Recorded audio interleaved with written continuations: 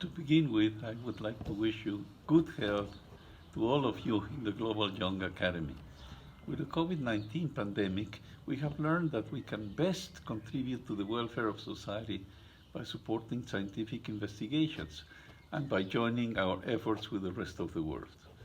The COVID-19 pandemic is a global crisis. It requires that governments throughout the globe work together with the international scientific community for the benefit of human health. It turns out that we're in the middle of a second global crisis, namely climate change. There's now a clear consensus among climate scientists that we have now an emergency that we must attend immediately. It is not a matter of weeks or months, as is the case with the pandemic, but it is no longer a matter of decades or centuries. It is imperative that society stops increasing the emission of greenhouse gases in this decade, and that it completely stops emitting these gases no later than the middle of this century. Natural greenhouse gases are responsible for maintaining a climate that has enabled the evolution of humankind and the progress of civilization in the past 10,000 years. They represent less than 0.1% of the chemical composition of the atmosphere. And the most important greenhouse gas is carbon dioxide. The problem is that human activities, mainly burning fossil fuels, have significantly increased the atmospheric concentration of this gas, particularly since the middle of the 20th century. This concentration had been below 300 parts per million for many hundreds of thousands of years, but it's now clearly above 400 parts per million.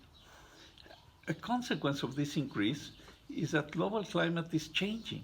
For example, ice now melts in the Arctic in the summer, so that it's now possible to cross the North Pole on a cruise ship.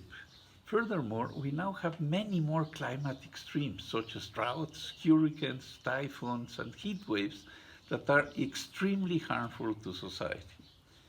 The average global temperature of the Earth's surface has now increased by over 1 degree Celsius. 1 degree does not appear to be much, but we're talking about the average surface temperature. The local change is several degrees up and down in various parts of the planet. The problem is that if society continues emitting greenhouse gases, there's a very significant risk that the average global temperature will increase by 3 or 4 degrees towards the end of the century. Such a change would have terrible impacts on society. There would be parts of the planet where humans could not survive in the summers.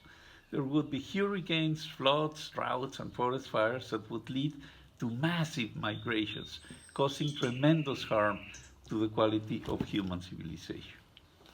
Now, fortunately, after many years of negotiating among the many countries of our planet through the United Nations, a global agreement was reached in 2015, namely the Paris Accord. This agreement is not sufficient to deal effectively with climate change, but it does incorporate measures to strengthen the agreement every 5 years to effectively deal with the climate change challenge. And the very important point is that thanks to many advances in science and technology, addressing the problem can now be done while improving the global economy. Society does not have to sacrifice jobs or economic growth to deal with climate change. And a very important development is the participation of young people like yourselves in this global endeavor. After all, you are part of the generation that would suffer most the impacts of likely climate catastrophes. The point, though, is that we can no longer wait for your generation to be fully in charge of governments across the globe. We need to start acting now, while you are still young. Thank you and take care.